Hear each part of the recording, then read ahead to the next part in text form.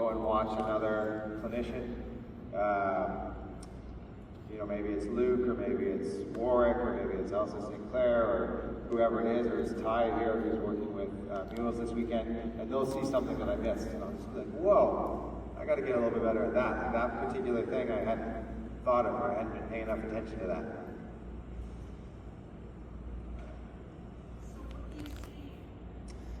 Good question. So the question is, what do I see? So in this horse, there's lots of things I'm looking for. Like I'm looking for how curious they are. I'm looking for maybe how pushy they are. I'm looking for how that is displayed. Do they tend to have a high head, which shows more tension, or a low head, which shows more relaxation? Or they have a tendency to look around in a way that is quick and abrupt and has a fixed gaze, or do they move their rhythm slowly and rhythmically around as they look around? That shows a more relaxed horse.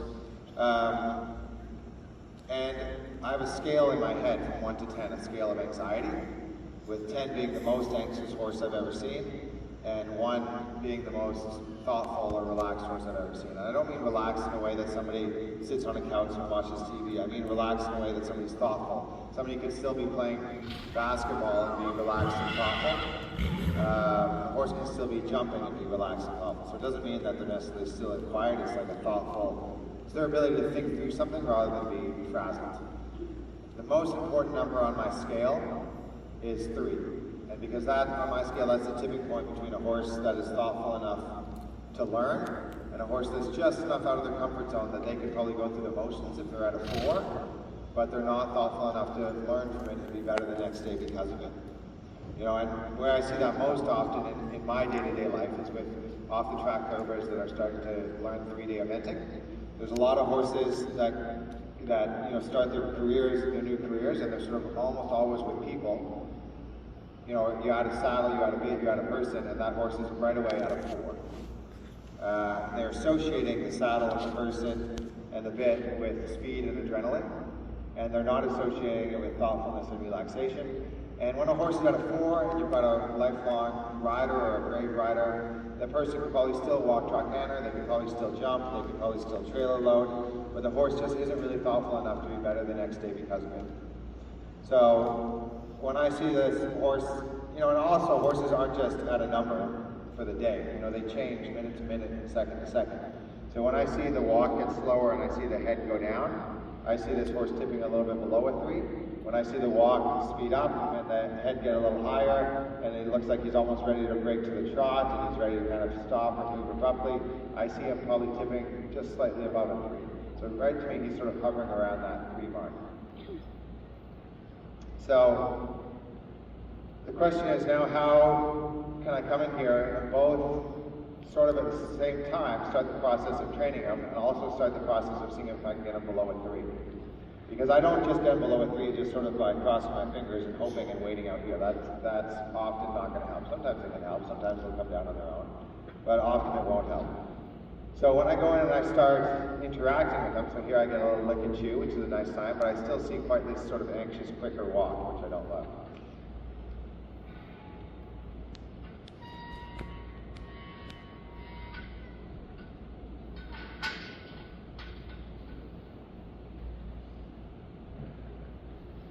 So before now the situation's changed because now I'm in here with him and I've got a flag. So now I've got to almost go through another period of observation to see how he is with me. Is he going to try to get away from me? Is he going to try to walk over top of me? Is he going to try to follow me? And there's a difference between a horse that's following you and that when you stop, they stop, and a horse that when you stop is going to run over top of you. So there's different ways a horse can eat. There's different ways a horse can graze. There's different ways a horse can follow you that can show more or less thoughtfulness, right? I love that he wants to follow me. I don't love that if I stop, he's going to go right over top of me.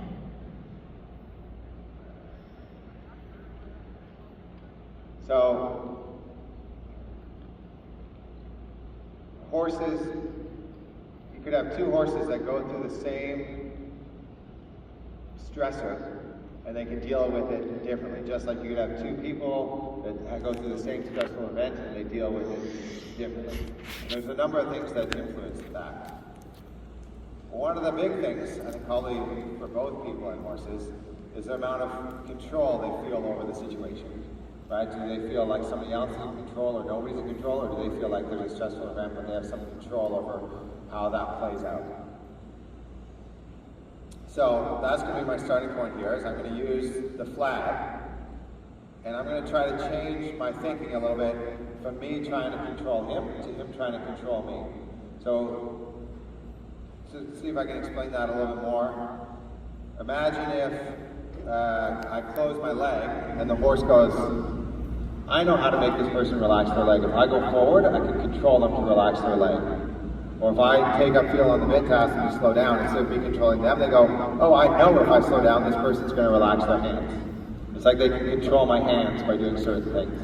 So same thing here with the flag. I want him to think, and you may have to learn it a little bit here, I want him to think that if I move this flag and he looks at me, then I'm going to stop the flag. Until it's almost like a button he can press that makes this go away.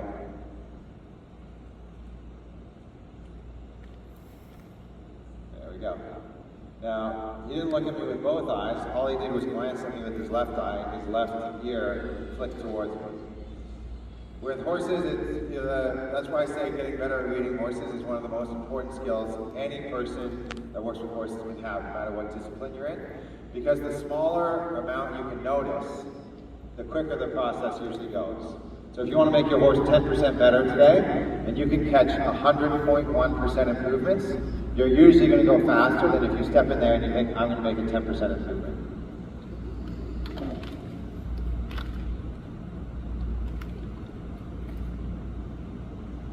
Yeah, I got the left eye and the left ear here. Now, as I go, I'm going to gradually change sort of my level of expectation or the degree of difficulty. So the first maybe 6 or 7 or 8 or 10 times, I might take the one eye and the one ear, but then as we go, I might want the eye longer or the eye sooner or both eyes, and I might want to change it into maybe taking a step towards me. And so when I said I was coming in here to do 2 things, one of them was to train him, and the other one was to see if I could get him below a 3. And both of those things are sort of happening at the same time. But the emphasis for me for a long time, often for weeks and months when I get a new horse, is trying to put them in a thoughtful state of mind. My little brother, he's not so little anymore, but my younger brother is a substitute teacher in British Columbia, and he's gone into some pretty, I don't know what you call them, like rough or low income schools. And he said sometimes the government will pay for quite good teachers to go into these really rural areas, but because of the culture there, he said you can come out of a week of teaching, and he said there was so much great teaching going on and so little learning. Because the first thing you need to have in a student is that they're interested in learning. If you don't have that, it always feels like you're cramming information or forcing information, which is not a great thing. So the first thing is to try to get them into a state of mind of learning. You know, and you can see it even here as I look out at people that are here watching. Like, you guys are all here on a Sunday morning. I don't see a single person on their phone. Everybody's looking here at what's happening around Penn. Like, you guys, I can tell you right off the bat, you guys are all good learners. You know, like, you're making the effort. You can also tell when you go to clinic when somebody's sitting in the back, when somebody's chatting, when somebody's on the phone. Those people, you know, obviously there's extenuating circumstances with emergencies and stuff, but you can kind of tell who's a better learner and who's a less skilled learner. And I don't think that's, well, I think it's partly something that comes naturally to horses and dogs and people, but I also think it's definitely something that can be encouraged and taught and brought out of them.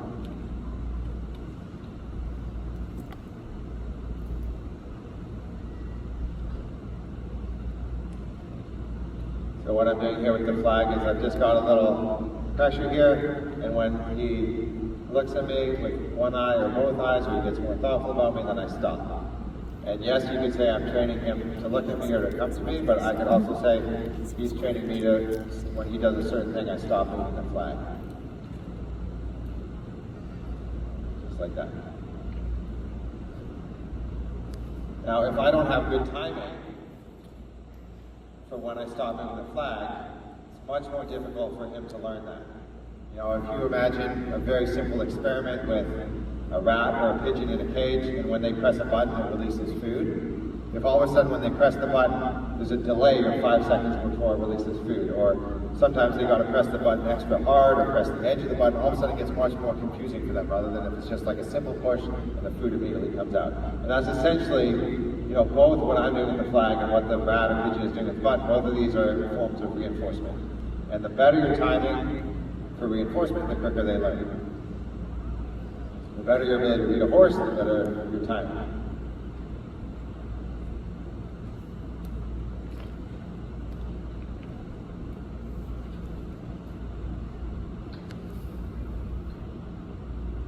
So now we've gotten to the point where this is getting, I would say, good, but not great. And so now there's always the question of when do we go on to the next thing? And this is now where I think it becomes more of a, not so much a skill or technique or theory question, it almost becomes like a more philosophical question. How much do you want to set them up for success versus how much can you let them struggle through something or let them go through some adversity? I don't believe that a horse should never go through adversity, but I also think that I probably set my horses up for success more than most people. But it doesn't mean that I never let them struggle a little bit with something. It's just it's not 100% or 0%. There's a lot of nuance in that. And so here, rather than going on to the next more difficult thing or going to the halter, I'm just going to do like an extra, probably 5 or 6 or 7 or 8 times where I do this same exercise just to make it that much stronger. You know, if you were for any dressage riders that are out here, it's sort of like thinking, do I want to be getting all 6s before I go to the next level? Do I want to be getting 70% before I go to the next level? Do I want to get 75 or 80% to the next level? Like, how good do you want to get it before you go to the next level? And so with this horse here, I'm thinking I want to be getting sort of like 7s or 7.5s before I go to the next degree of difficulty. And right now, I'm still getting 6s and 6.5s. If I were to mark myself on this.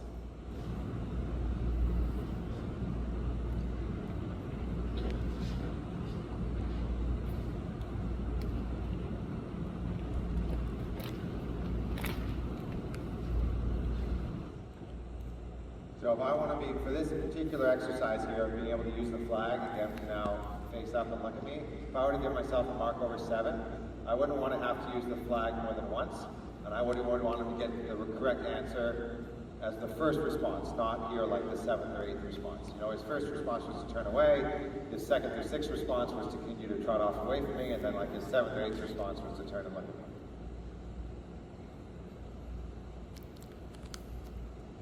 So once I start asking, which is about right now, can I just use the flag once or twice and get it as the first response? So that was much better. Like I'd probably give that a 7. The reason it doesn't get a 7.5 or 8 is the eyes still didn't stay on me very long. His head was still a little high. It wasn't quite thoughtful enough.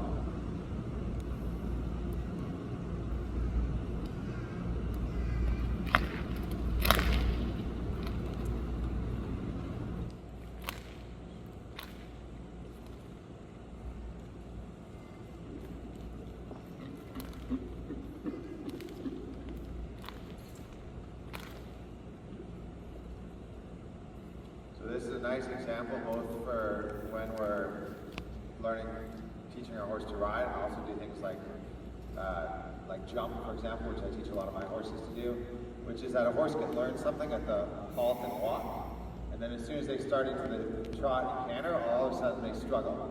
So this horse had learned to face up to me a few times, and then he sort of tipped into the trot, and all of a sudden the anxiety came up, he had trouble finding the answer, he had trouble thinking his way through it, and he was just reacting instead of thinking. So with most skills that I teach my horses, even jumping, leg yielding, going across a tarp or through water, I want to teach them that skill at the halter walk before I teach them that skill at the trot or canter. And that's because most horses, most of the time, are able to think through stuff slower. And then once they learn that skill, then I can start to add the speed and momentum and adrenaline later on, just like with 3-day event horses. You know, if you go to Kentucky in a couple of weeks and you watch the 5-star there, hopefully those people are not teaching those horses to jump at those speeds right at the beginning. You know, hopefully those people when those horses are 3 and 4 years old, they're teaching them to jump by walking over a pole or walking over a log and then trotting into a log and cantering out. You know, it's very slow and thoughtful. Here, that's a 3D event rider. I like to think of the lower, what we call the lower levels of 3D eventing. They should almost be like a hunter round, like a relaxed, soft rein. Your horse is not compressed or collected very much. The emphasis on the rhythm and the relaxation. Once you've spent maybe 3 years competing your way up the lower levels, then you go into what's called the upper levels, preliminary, intermediate, and advanced. And then, you know, because of the height, and even more so because of the width of those jumps, you've got to have more speed and adrenaline.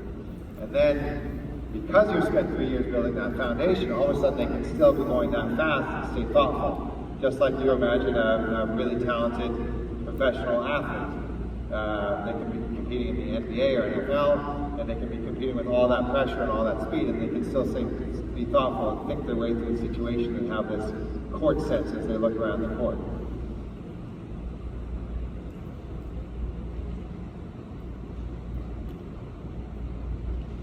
All right, now I'm going to put the flag down. So I've got a little, we started off with him a little bit on top of me, then we got him a little away from me, and now we got him a little connected again. So now I'm going to see if I can build, I'm wanting both. I'm wanting to all be in each other's space in a polite way and also be out of each other's space, be comfortable with both. So I'm just going to put the flag down, and I'm going to see if now we can just work on being in each other's space a little bit. Most of the time I'm going to let them touch me before I touch them. So I'm just going to do that 5 or 6 times.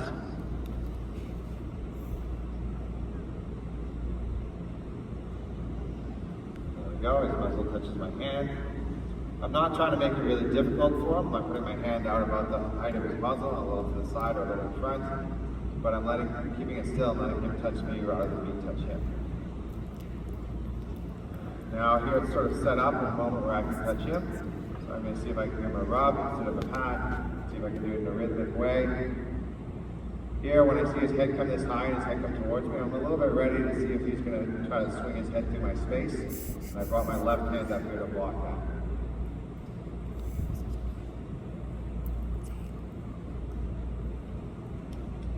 Alright, so now we've done that a few times. Now we're going to put this rope back on. You know, when I reach down here to grab the rope, I'm thinking about what could potentially happen if, you know, this flag falls over or he gets a little pushy. There's a chance he can come right over top of me. Most of the time with horses, especially when it comes to safety, I don't want to be 90% sure something's going to be okay. I usually want to be at 99 or even higher, like 99.9% sure that something's going to end up okay before I do it. You know, when I do, you know, 300 days of teaching a year, whether that's in my farm or on the road, if I'm 99% sure that I'm doing 300 days, that means 3 days a year I'm going to get in an accident.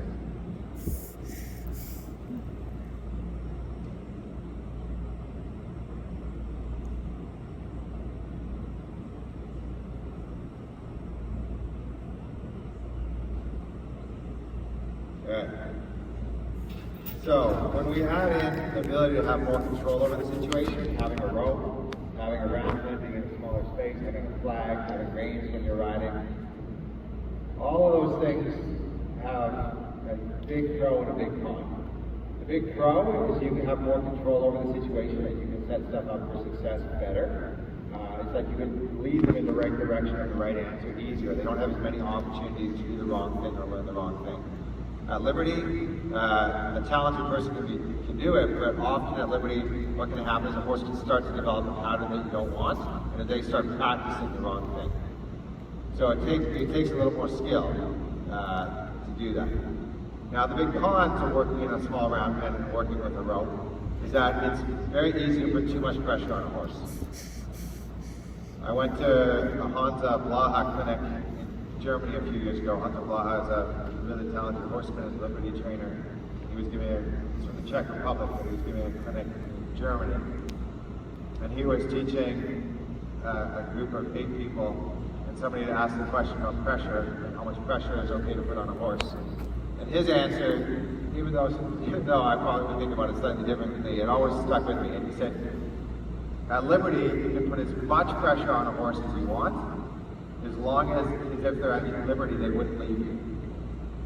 which is really not much pressure at all, like it's almost no pressure.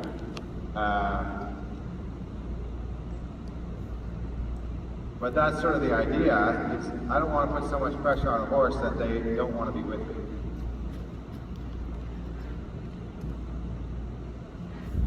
When I'm working with a horse on the rope, I try to be very, very aware every time I would have to close my hand around the rope. So there I didn't have to have gotten the rope through an open palm.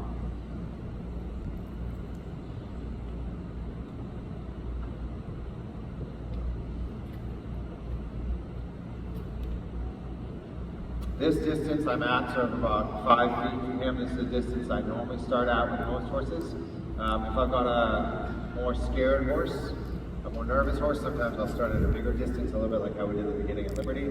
If I've got a horse that's really quiet and soft, then I might walk right up close to them within touching distance and work on moving them around through what we call steady pressure after I back them off my hand. Whereas here I'm working at a distance of about 5 or 6 feet and I'm working with rhythmic pressure. The flag makes a rhythmic pressure, and I wait till the shoulder. I'm watching the eye and the expression, but what I'm looking for here is for the weight of the shoulder to shift, and eventually the left front leg to cross over the right front leg. Almost. I'll take that. The most important part of the whole training process is the breaks in between.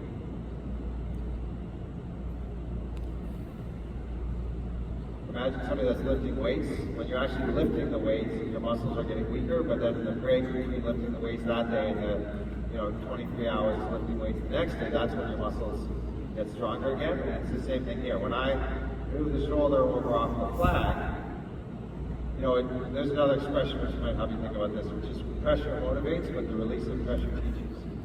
So the flag here is motivating him to move away from it, but he doesn't really understand it yet. You can see he doesn't understand it because his neck is tight, his head is high, and then the shoulder moves over and I release, and I put a little slack into it, and I give him room to think. That's where I see the licking and chewing. That's where I see the blinking. A nice expression is blinking is thinking.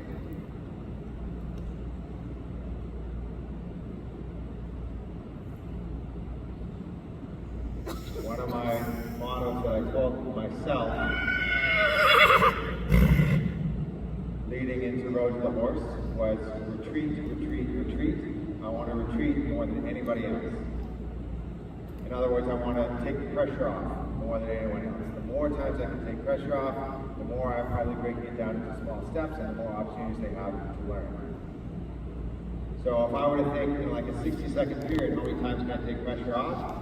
I'd be probably looking for, depending on the length of the break that I'm taking, sometimes you can take short breaks, sometimes you can take longer breaks, but in a situation like that, I was thinking every 10 seconds could I take pressure off or even more. Now obviously to take pressure off, you have to put it on.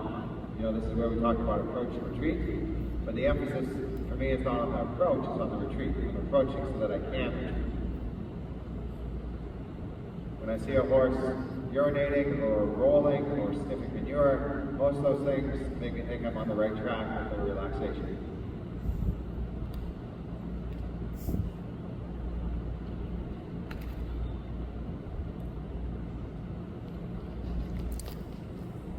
So here I can, this is what I mean by having the rope. I can both put on a little bit more pressure, but hopefully I can also make it clearer. So if I hadn't had the rope, I would have done the same exercise, but you may have circled around it 2 or 3 times. Now maybe it would have taken that long to find the correct answer.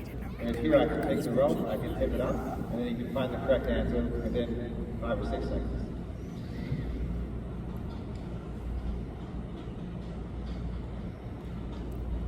So now, I'm kind of gradually adding a new exercise as we go. I've moved the shoulder a couple times, I'm moving the haunches a couple times, and I'll probably alternate that a little bit.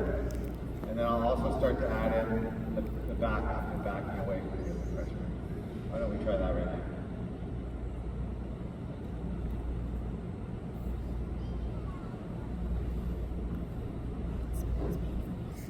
now. As I'm working with him, I'm also aware of 2 big picture kind of concepts. The first I already talked a little bit about, which is his level of anxiety. So is it above a 3 or below a 3? The second thing is how much of the time is he thinking about me or thinking about what I'm wanting him to think about? That's sort of one subject. Or how many times is he thinking about something I don't really want him thinking about? For example, calling back to the horses in the barn, or being worried about somebody walking by with an umbrella. And I think of that as sort of a percentage of the time. Within a 2 or 3 minute period, is he thinking about me 60% of the time and something else 40% of the time?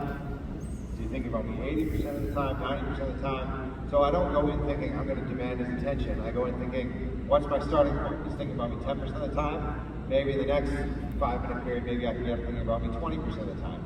And if I started at 10% and I finished the session with him thinking about me 60% of the time, I'm thinking that's a pretty good day. I'm not thinking, oh, you got to watch me all the time.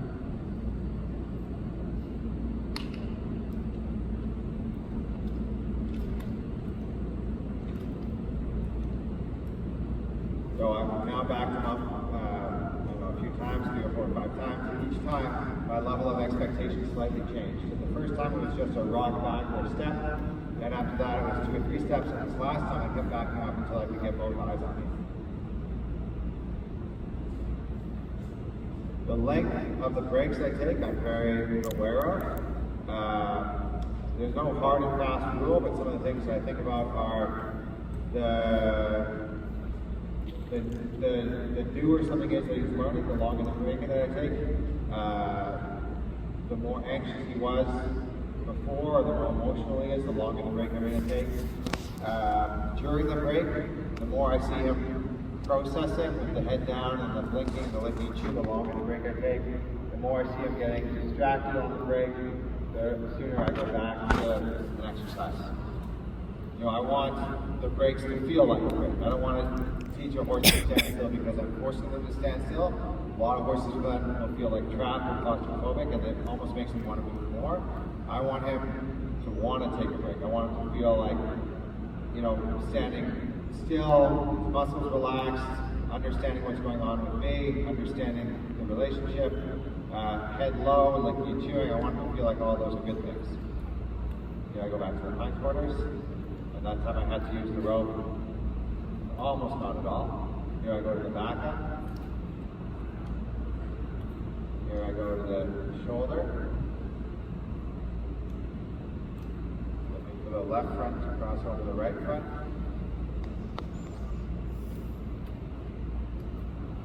Good. Now when I go back and I think about the level of this horse's anxiety, 0 to 10, I'd say for the past at least 5 minutes, if not more. We're sinking well below a 3, maybe a 2 or 1.5. But I still feel like there's another stage to go to. I still haven't seen a really big breath go through his body. I still feel like if I were to start adding in speed, it would take hardly anything to get him anxious and distracted again.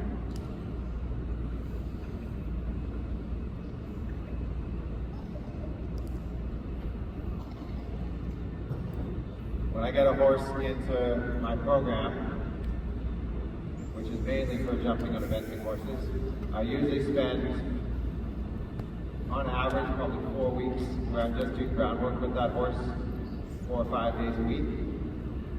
After that, I'll spend often another 2 weeks where I'm doing half groundwork and half riding. And then usually after that point of 6 weeks or 2 months, I'm doing hardly any groundwork. I've built a foundation on the ground, and I've built a number of communication skills and sort of a skill set that we have, that if something goes wrong, like you got to have some time off, or he's nervous at a show, or it's a cold windy morning, that I can just check in with a little bit of groundwork for 10 minutes and then get on and ride. And that's on average. Some horses I'll do 2 or 3 days of groundwork with, and I've had some horses where I do 8 or 9 months of groundwork with before I ride.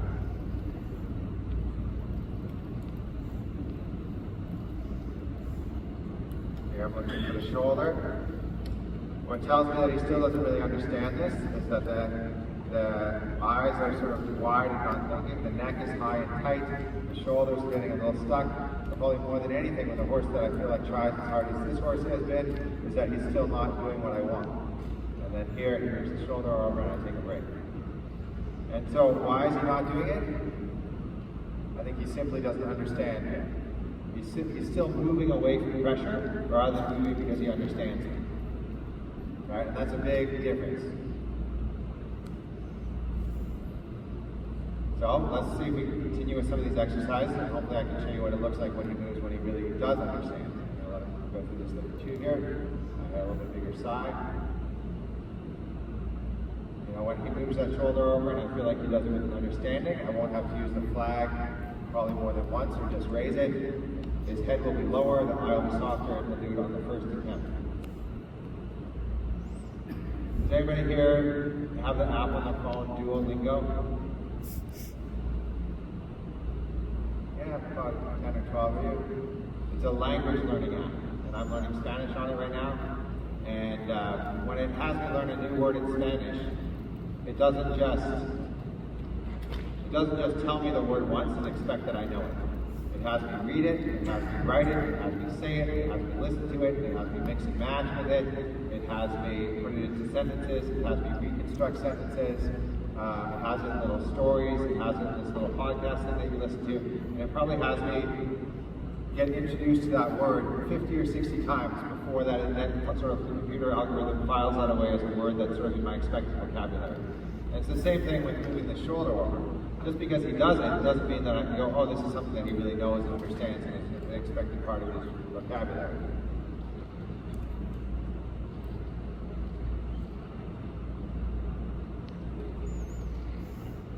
Go. And when I see him do it a little quicker like that, and I see this blinking afterwards, I see that he's starting to put the dots together. But then you do it in a different part of the arena, after something else, or in a different arena, or something like that, and all of a sudden that's like when I'm learning Spanish, and it conjugates the verb into past tense or something like that, and all of a sudden it feels like I have no idea what the hell word this is. Right? It's the same thing with them. So I gotta be a little patient about when I change this, even just a little bit.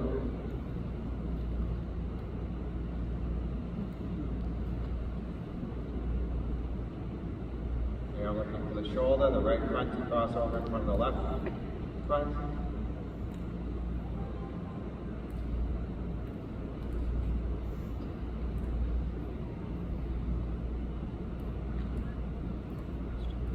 Still confused, he still thinks that maybe I need that.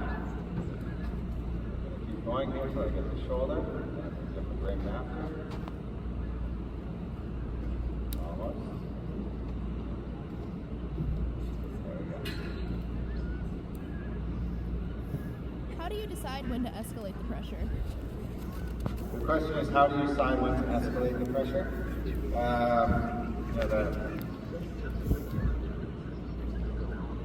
It's a tough question to answer. I mean, you learn from experience, you learn from trial and error, you learn from the saying as little as possible, as much as necessary.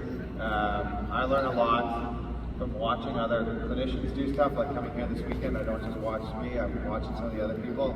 And sometimes I'll see somebody and they'll do something and they did it differently. They either had more pressure or less pressure, and then I watch how it plays out for them. And if they did the same thing I would have done but with less pressure, I'm thinking, holy crap, like, I gotta rethink a little bit how I'm doing things. Everybody has a different learning style. I learn a lot. I learn fairly well from watching. Like I have a big still DVD collection. If I paid retail price for all my DVDs, I'd probably have $10,000 worth of DVDs at home of different Road to the Horses, different clinicians teaching liberty or groundwork or trailer loading or all those things. Another way to answer that question is I watch their eye.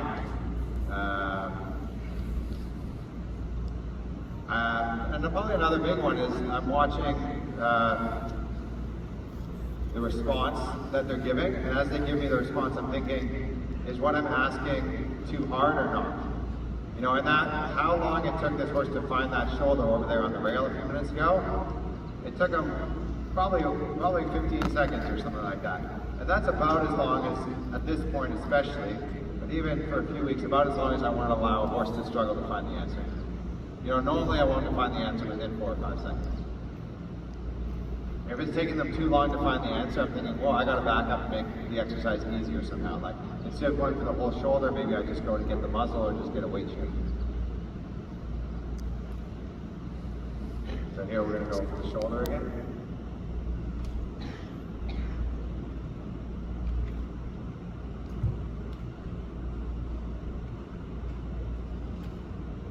So here I'm going to make it a little easier, because he's a little bit stuck there with his body on the rail. I'm going to back up a little bit, just give him a little bit more space, and then we do it again.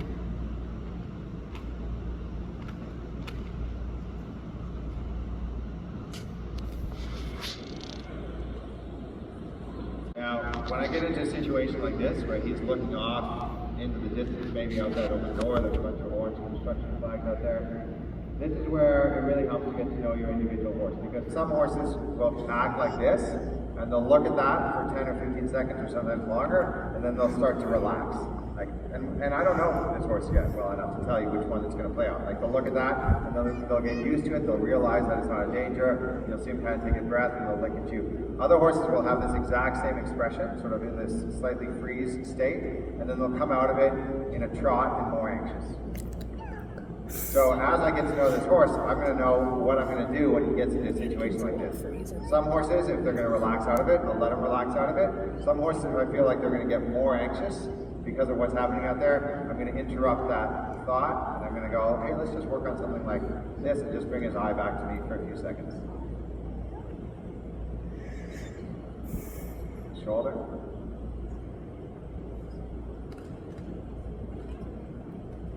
Move the hindquarters.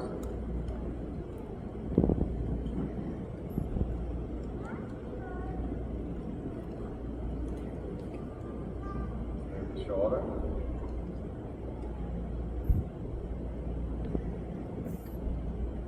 Move the hindquarters. Move the shoulder.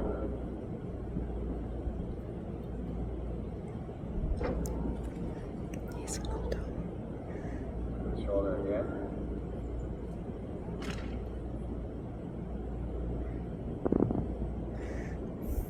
Good. The hindquarters.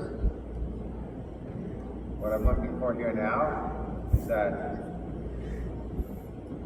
it's enough of a mental challenge that he's wanting to take a break. So he's getting the energy was coming up, and he's looking around, and I'm thinking, I want him to sort of find a place where he can settle. He's looking out that far door again. Let's see what happens again. I kind of interrupted it last time over there before he really went through it. And now here the second time he comes out of it by lowering his head, a little more blinking, a little licking and chewing. And I like that so much, I'm going to give him even a little longer break. Just crouch down and watch him for a few seconds. And when I'm watching him, I'm aware that I want to be watching him without staring, watching without having an expectation through me, just like two horses that would hang out together on a hot day. So I don't have to be still or frozen. I can kind of move my shoulders. I can take a deep breath. I can look around. I can look at what he's looking at.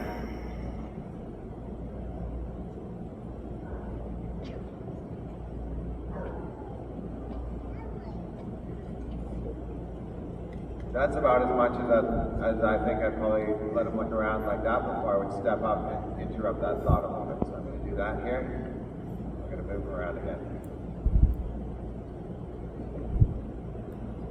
Shoulder, the hindquarters. And you can see there when I go to move the hindquarters, once he's got that little bit of extra speed and adrenaline, how he doesn't understand it anymore, he was able to do it a little bit at the halt. Once he starts moving and I go to put a little pressure towards the hindquarters, he gets tight, he gives this little gelding grunt noise, he goes to trot off, and then all of a sudden I got to use the rope and close my hand around the rope. So what that tells me is that I just still have a rudimentary ability to communicate to the hindquarters to move over, but not a very high one. So here I ask for the hindquarters to move over. Then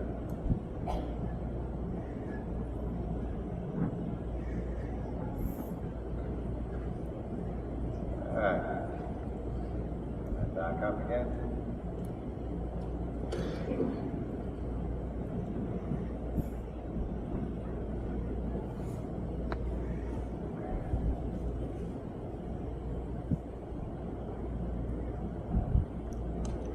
Now I think what we'll do here is we're going to change the situation a little bit. feel like he's ready for like a 2-3 minute break. So we'll see how he handles the break. Some horses will get better on the break and some horses will get more worried again when I leave. But we'll see how he handles the break. I'm going to step out of here. And we're going to see if we can find one of the barrels that we have down there. We're going to play a little game here with him and take him out of here. So let's just give him 2 or 3 minutes. Times, the third thing we're going to do is put the rope back on, and then we're going to come and do an exercise out here. So just watch him here. Before you go in, you want to just make sure he's a little bit out of your space, so you can even just use that flag to back him up. Back, that's a stop and touch that. Yeah, good. Let him touch it. Good. Right, you stay right there and watch him, and I'll get to you. Now just leave him here. He's going to be kind of at the gate for a second. And just go to the middle. There you go. Daddy, good job. Now, with that amount of speed and that head high, just be a little aware that that's the coming to you is not going to turn into coming over you. So why don't we see if we can just back him up a little bit with rhythmic pressure. Now, instead of using the flag underneath his neck, it's a little hard for him to see it underneath his neck. I want you to use it in front of him, 3 or 4 feet in front of him, where you can see it. Yeah, just like that, right in front of his eyes. Yeah, there you go. And that's enough. Now the next thing I want you to do is I want you to do the same thing you're doing, but don't bring your feet forward. Because when he backs up and you bring your feet forward, the distance between you stays the same. And I want to see if the distance between you can increase. Okay, so try that again. Good, that's enough. Great. Really nice. Now on the break, I want you to do this. Every time you would take a break, I want you to turn at least 30 degrees away from you. And just put your weight on your leg, in this case your left leg, your leg furthest from you. Very good. All right, turn back and face him. Yeah. Now that he's left you, this is great because it gives us an opportunity to work on him looking at you when you put a little flutter in the flag towards the haunches. Yeah. Very good. And again. You can walk a little bit of a half circle towards his tail. Good. Very nice. Now walk to your right, turn a half circle towards his tail. So you're always bringing his attention back to you. You're not going to him. Put the flag in your right hand up towards his tail. Yeah, just carry it in front of you a little bit. There you go. Just wait on that. Turn over 30 degrees away from him. Put your weight on your back leg. And just hang out for a second. Here you can watch him, but not stare at him. You just kind of hang out. Very good. Now this is a nice place to set up to see if you can touch your hand. So you're going to walk up. You can just drop the flag. Walk up to about that far. Then touch your hand, and you're going to back up. Just back away from him. Yeah. See, you can be a little quicker when you back away from him. Not like more abrupt, but just early.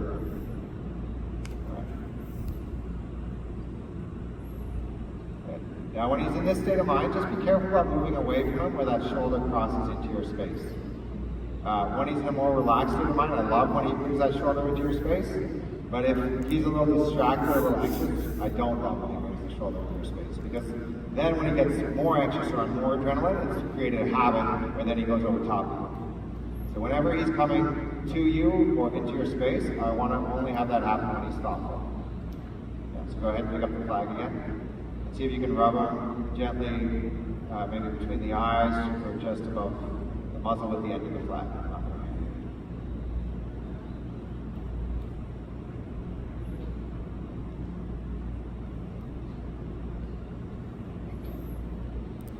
Now, if anybody's new to using the flag, I would definitely recommend having somebody help you the first time. I would say most horses, 80% of horses that I see are going to react really well to the flag, but there's 20% that are going to try to bite at it or kick at it or rear at it. And if you're new or getting experience with the flag, you want to be a little careful about that. One of the biggest things to be aware of, Maddie, is having the ground about the height of the muzzle. If you bring it along the ground and then up to them, that's more likely to make a horse scared. Whereas if you have it about the height of the muzzle and you bring it into their space slowly, it gives them time to size it up. So higher with the muzzle, or higher with the muzzle, yeah, like that. Maybe think about having your arm, look at me for 1 second, your arm parallel to the ground and the flag stick parallel to the ground. Yeah, keep it about that height for most of the stuff that you do. Now put a little pressure towards the tail until he faces you again. Good. Alright. Now we're going to put the rope back on. It's a nice start. And I love, Maddie, that he's more relaxed when you in here than when we're outside. So it's a nice sign of the connection we got. Of Of course, we want to have them eventually be relaxed in a lot of different situations, close to you, far from you, with you, without you. We want to get rid of that anxiety. All right. Once you get that on, you can grab the flag again. I'm going to let you out. And what we're going to work on over here is a game of sending. So, for most people that haven't done a lot of groundwork, we get very good at leading a horse, or in other words, pulling a horse. The next skill that we want to work on is sending a horse. And if you're new to it, and or your horse is new to it, it takes a while to work on that. So what I'm going to do here, Maddie, you can just look over here for 1 sec, is I'm drawing a circle around this, about 10 feet from the barrel. And when you come out here to this barrel, what you're going to do is you're going to stay outside the circle, and you're going to see if you can send him in to get to the cookie. I put a little cookie on the barrel. All right, this is exercise in sending. There's a lot of horses, even very food-motivated horses, that won't find the cookie because they're used to always being pulled or drawn back to the person, whereas we want to be able to send them out. This is similar to how you might send a horse onto a trailer, or if you have jumping horses like I do, how you might send them over a jump.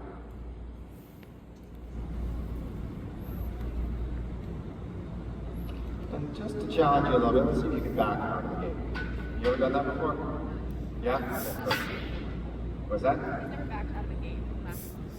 Okay. So this is a challenge because you got to squeeze, you got a little bit of a roof here, and you also got a little bar here, which is almost like a pole. So I would start just by backing out a couple times in any direction, just to make sure you got the back working well, and then we're going to see if we can back him out of the gate second. So I want to see if you can keep your feet still so that he gets further from you as you do it. I want you to use rhythmic pressure with the flag rather than steady pressure with the rope. If you're using the rope right underneath the halter, a lot of times it ends up being where you're managing the situation. The horse isn't really being thoughtful and learning how to do it. So you can put that more in front of the muzzle, like more to your, yeah, like that. Exactly. And then, let me just show you one thing here. So there's different people have different techniques for using the stick and the flag. I'm going to show you, this isn't the only way to do it, but it's kind of something that's helped me a little bit. Is just stand right there. Stand right here so everybody can see on both sides. So I want you to tell me if the flag is going towards you or not. Alright, so when it's going like this, is it going towards you? Yeah. What about when it's going like this? Is it going towards you? Yes. Here, it's going towards you? Yes. It'll go all the way here to the feet, right? What about this? Towards you? Yeah. What about this? Towards you? Yeah. What about this? Towards you? Okay. So when I'm not going towards her, that's when I'm going to have a relaxed body language, and I'm going to want her to get used to the flag and not be worried about it.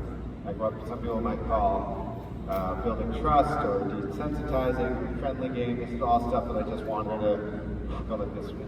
Go like this. Your legs go like this. This is all stuff where I want her to be like, oh, like I can just hang out. Okay? Now when I face you directly, the flag is coming towards you. This would be like I want you to back up. This guy's coming towards you. This would be like I want you to go away from you. Alright, so when I want him to relax, I've got a relaxed body language, and I'm moving this around not towards him. I can just maybe rub it with it. You see that? Or it's going up and down here. When I want him to back up, I'm going to have it come directly towards him. Just like that. Now do you see how I was moving the flag a little bit from left to right? That's because if I keep the flag just on this side, it's going to end up probably doing what? Turning. You see that? So I'm going to reach over, I'm going to imagine a straight line probably from here out the muzzle to the flag, and that's the line that I'm going to have the flag on. And then I keep my feet in the same place, and when he backs up, then I stop. Now I'm going to back out of the gate the first time, and then you're going to do it the second time, because this may end up being a little bit more advanced than I thought. This is already struggling a little bit with the back up, not even in the gate.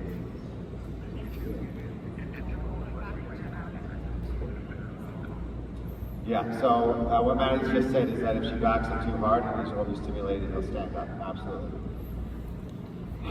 Yeah, then we start fighting. So that's what we're trying to avoid. So just like when I did the backup earlier, the first thing I'm looking for is just the thought of backup or one step like that. And then I want to see if I can build it into a couple steps. And then I want to see if as I get those couple steps, I can get him starting to look at me. Ah, there's a little lick at you, blinking, give him a little break.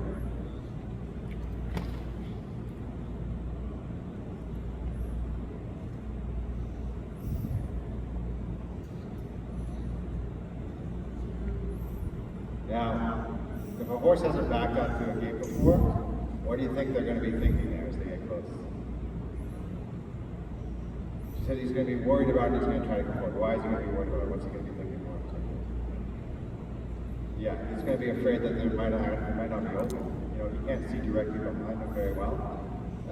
He's going to be thinking like there's an actual gate there. It's like coming downstairs in the dark, you don't know where the bottom step is, and you kind of like want to imagine you're coming downstairs, it's almost pitch black, and you're trying to feel where the step is, and then imagine somebody coming up behind you and they try to rush you. What the first thing you do is you get a brace about them. When you'd be like, I can't see where the step is, you'd almost brace your body against the person ready to push you. And that's what he's going to start to do if I start to rush him here at this point. So he's going to start to brace against me.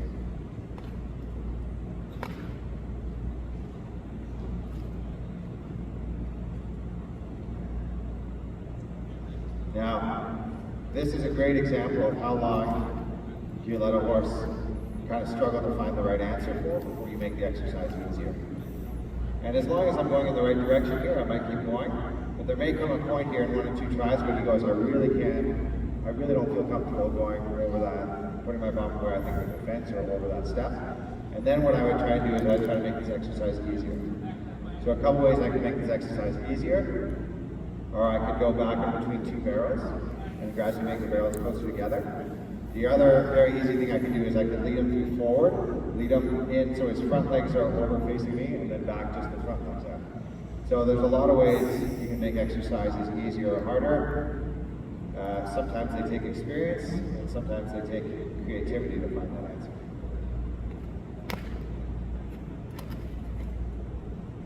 Now, you see how the hind legs get stuck there? It's like the mind is ready to go back and the front legs are ready to move, but it's like the hind legs kind of get stuck. This is where I'm going to now take them out this way. Maybe I'll take the front legs to there, and then back, and then the front legs to there, one front leg there, and then back, and then both front legs, and then back, and then maybe almost all the way out, and then back, and maybe all the way out, and then back. And I'll give him a little longer break here since he's trying so hard. And then we're going to do the same thing, facing in, and then you're going to give it a try.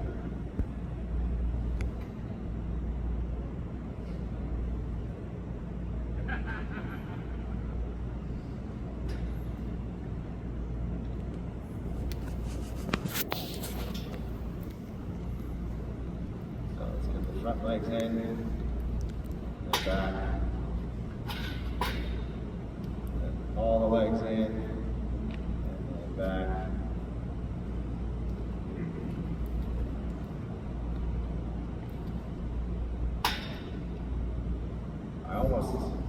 You guys see that? I almost should have added in another one with just the front legs, right? Like he stopped thinking a little bit. He got into an old pattern where his eye became a little less thoughtful. He kind of raised his head, stuck his chest out, and I almost didn't get away with that. I should have added in another step in the middle. I thought because I'd done it the other way, it would have translated, but it didn't quite translate enough.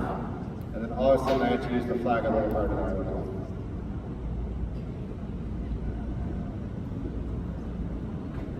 So I'm going to see if I can redo that mistake down.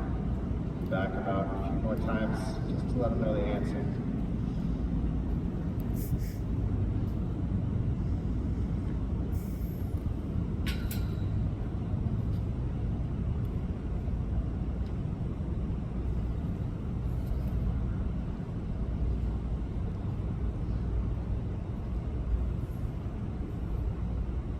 Expression that he's giving me now, I feel like he is both, I don't feel like he's distracted, I feel like he's trying hard and he's a little worried. So this is, if you think about somebody just like me learning Spanish, if you think about somebody learning a new language, now is not the time to yell, now is the time to speak slower and clearer. Not saying that there's never a time to yell, but I'm saying most of the time, slower and clearer is usually the answer. Especially when I see this expression in his eye right now.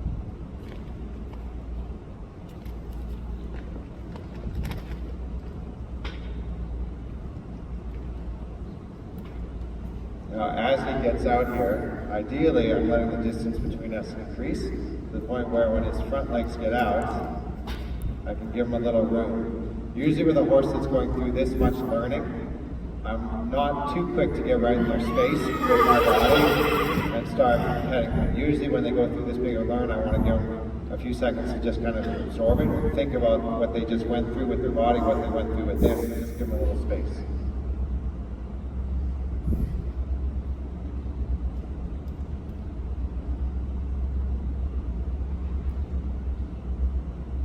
Ready to try? So I'd take a little feel on this first, and then a little tap behind the head second. But I bet if you just back up and take a little feel on that, he might follow you in. Let the rope slide a little bit as you back.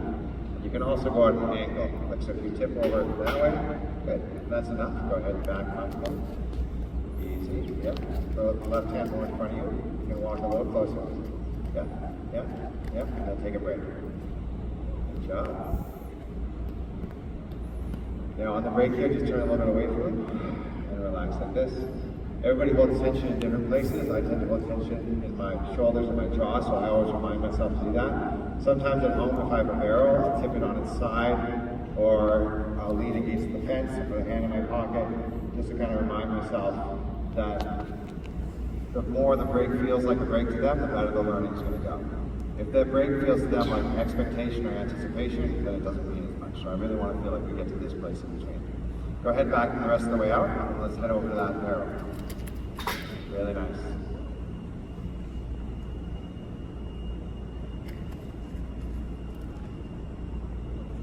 Great job.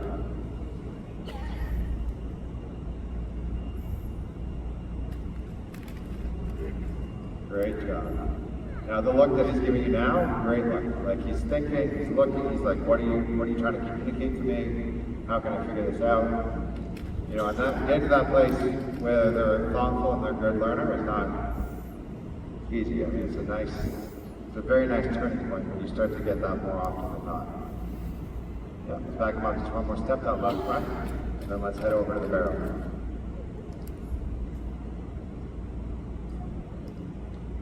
Nice, I like that you had that little pause there. Very good read. You ruined it with that right hand now.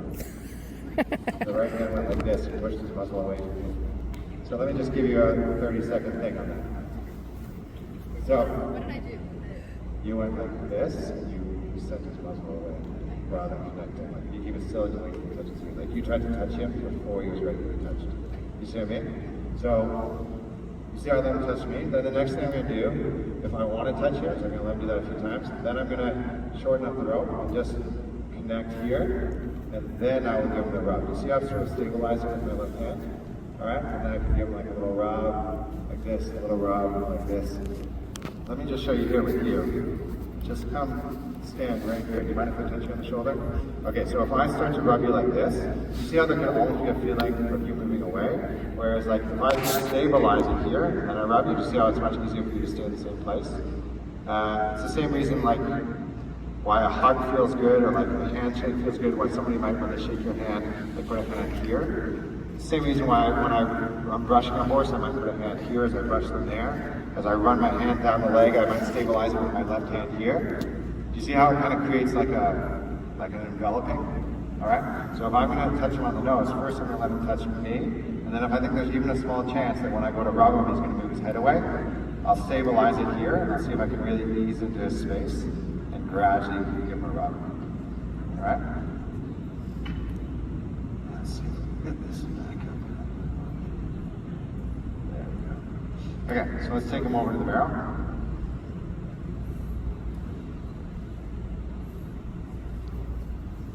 Now for me, when I have him touch him, I usually have to touch the back of my hand. I don't think it's absolutely necessary, but I think maybe occasionally if you have your hand this way, if it's a really wild horse, it's almost like claws, and if it's a really tame horse, it's almost like food, whereas the back of my hand just feels a little more neutral.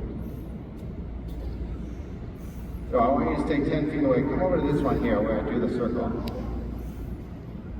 You see the circle that I drew? So I want you to try to stay back here, and we're going to see if we can send them into the cookie. I'll put 2 out of here so they, or even 3, so we really see if we get that peppermint. Ooh, good question. Okay, so let me show you the first technique, just like with the gate. You can try it the second time. So basically, it's almost like a game. If you ever played, I'm sure you have the game of warmer, colder, right? Like somebody's trying to find something. So here's like I'm saying, colder, colder, warmer. So the warmer I relax and I turn a little bit away. And I'm not really watching his body so much, just watching his eye. So when I see his eye shift towards it, I'm going lower. You see that? I give him a little break and I go colder, colder, warmer. And I'm just like that. If you watch that closely, you can see that little glance. Colder, colder, colder, colder, colder, colder is looking me warmer.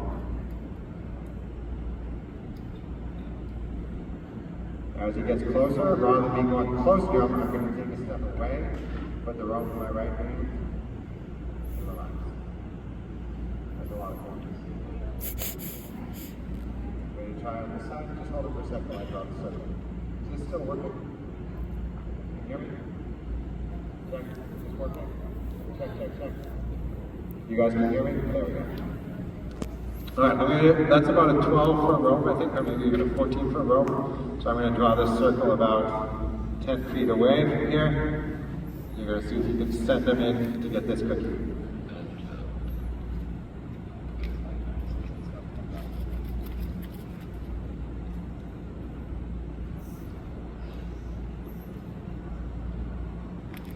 Very nice. Love his expression here. He's thinking, the ears are soft to the side. He's not exactly sure what you want yet, but he's trying to figure it out. Point with your left hand at the cookie. Yeah, there you go. Shorten up that rope just an inch or two and see if you can use the stick towards the dirt or right behind the dirt. Exactly.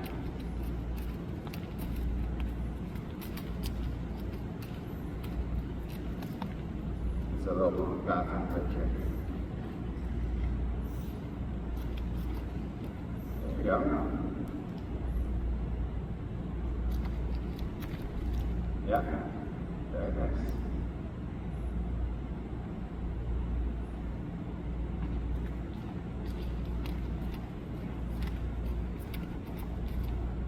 Good job, nice timing. Yeah, now as you get a little closer here, probably in about 2 feet, still got a couple feet to go, but once he gets inside that circle, he's going to start to, I think, glance at that barrel a little bit more, and that's when the timing is going to get even more subtle and nuanced here. Good job. Just let him do a full circle. You're doing great. Just like as if you're lunging, you're going to do a full circle to kind of line him up with the barrel a little bit more. Nice. Very good. Now keep your left hand pointing towards the cookie. Now bring this time bring the flag up towards the neck. Because we don't want him to circle anymore. If you keep going towards the hindquarters, he's going to either think he's supposed to accelerate or turn and face you. Can I let him change direction? Yeah, you can let him change direction. That's a good question. And we don't want him to turn towards you or accelerate. We want to sort of use the flag to steer the... Yes! Let's give him... let's wait till the horse finishes eating, and then let's give him a little round of applause. I think with about 15 minutes left, I want to see how this horse handles the applause. Yeah.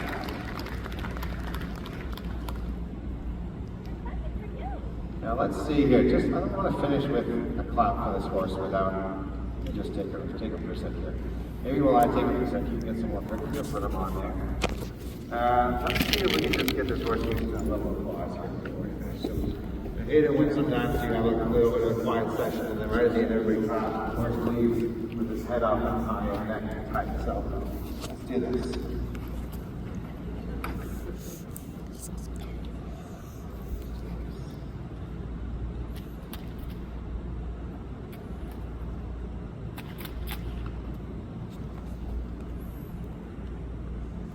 Okay, so I'm going to get you guys to help me a little bit with an exercise here.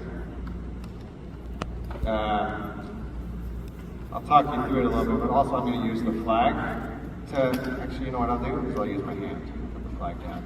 Because when my hand is high, we're going to clap loud. When my hand is like this, we're going to clap medium. And when my hand is like this, we're going to clap softly. And when my hand is here by my side, we're not going to clap at all. All right, we're going to see if we can gradually get him used to this. And if he's able to relax and lick and chew, I might even give him a little cookie here like this. All right, so let's go soft.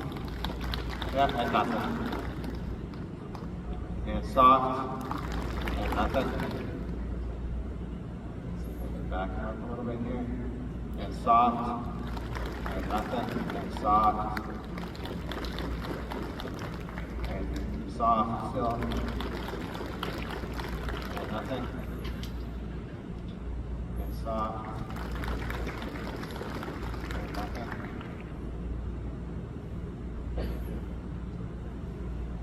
Is this not working? What do you need?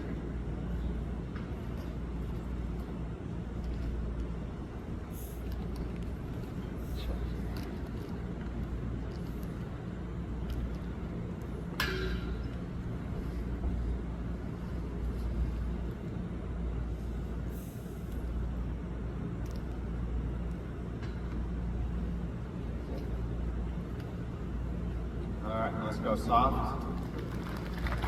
And nothing. And soft. And nothing. Good.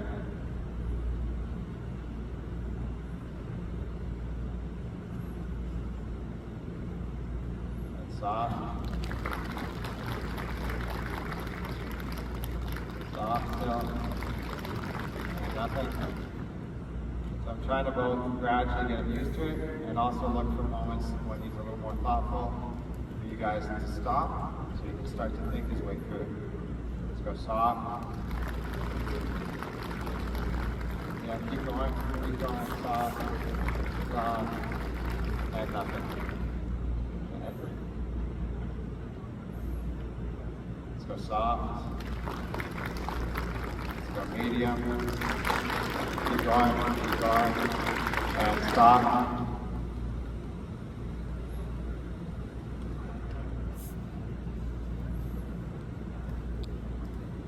Let's go soft, and stop, and soft, a little louder. Stop. Good. A little distracted by that door again. Let's go soft.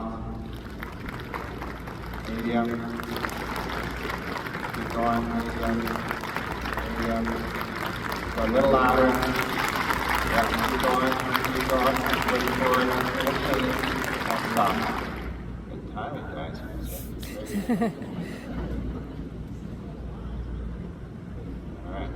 Leave that for a sec, and let's go back to this exercise over here.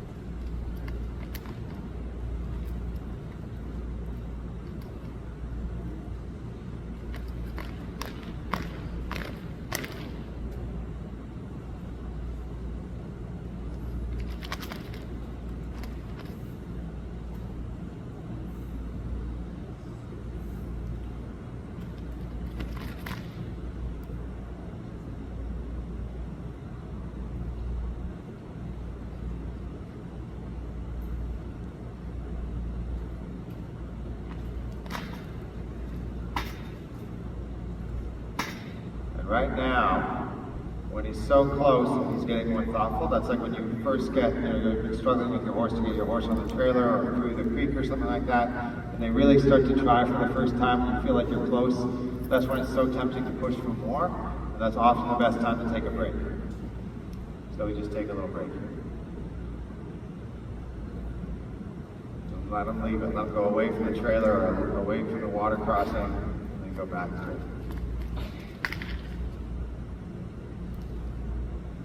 Like rewarding the try is much more important than rewarding the obstacle.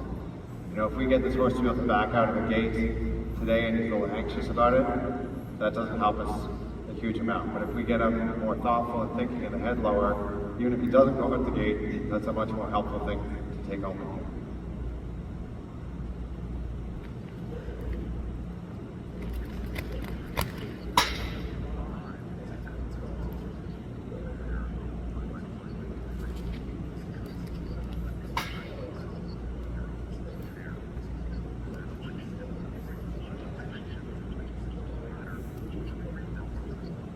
just drift with him a little bit here. I'm going to drift him all the way over here to you, this little turn. Alright, so we got 2 cookies on each barrel. Let's go ahead and try that again. Go to 1 and then take a little break and go to the other. Just so you know, with you, just tip it back towards you and back up once before you go to the barrel.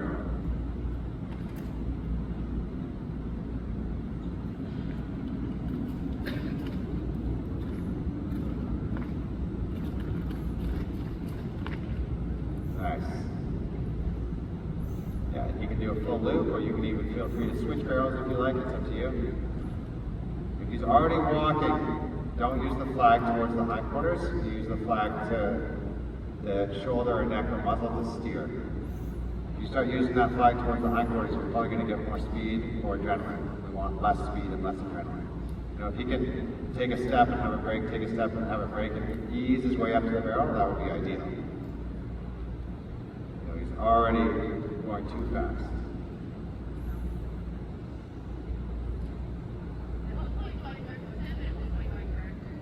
Oh, good question. I think most of the time at this point you're going to drift with them, but you can start to add in these little turns that work off of angles rather than pulling. So what I mean by that is, like, if you find a moment when the flag goes around his bum and you walk towards the gate, it's going to tip it back towards you, sort of like a teeter-totter, rather than just pulling him back as if he's coming straight back towards your body. So like right now, if you go right, to your right, help with the rope. Let me show you here. Much easier sometimes for me to demonstrate than talking through this.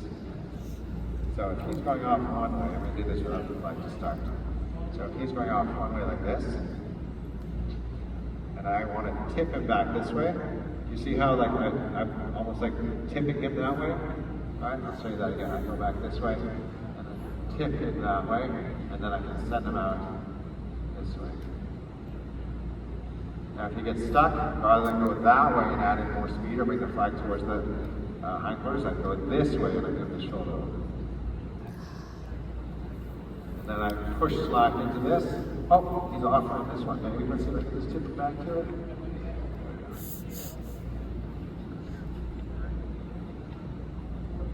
One of the things that's going to help make a horse often more confident, more relaxed, more thoughtful, is taking opportunities to bring out their curiosity.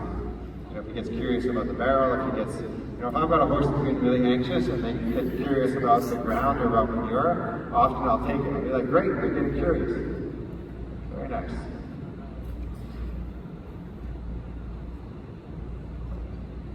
Let's go to the other one here, and I'll replace the cookies on this one.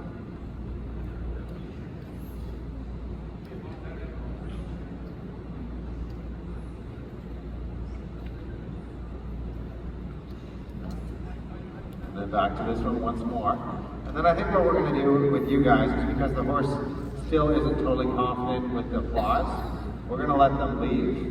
And then once they've got, you know, out of earshot, then we're going to have some applause for our horse to finish. But we'll let them get these cookies a couple more times. Yeah, so just tip them back this way. Yeah, there you go. Love it. Now point with your left hand. Don't be too quick, because you can, if he goes to the outside of it, you can always tip it back in. But if he starts circling closer to you, it's much harder to set them out. Yeah, and just let him be curious. Just let him be curious. If he wants to roll, I'm thinking great. Yeah. Now tip it back this way. You're getting a little too far away now. So let's bring it back to the barrel again. So walk. See if you can look over your left shoulder in the barrel and start to walk straight towards it. Now don't raise the flag. If you do raise the flag, bring it towards the muzzle or the neck. Yes.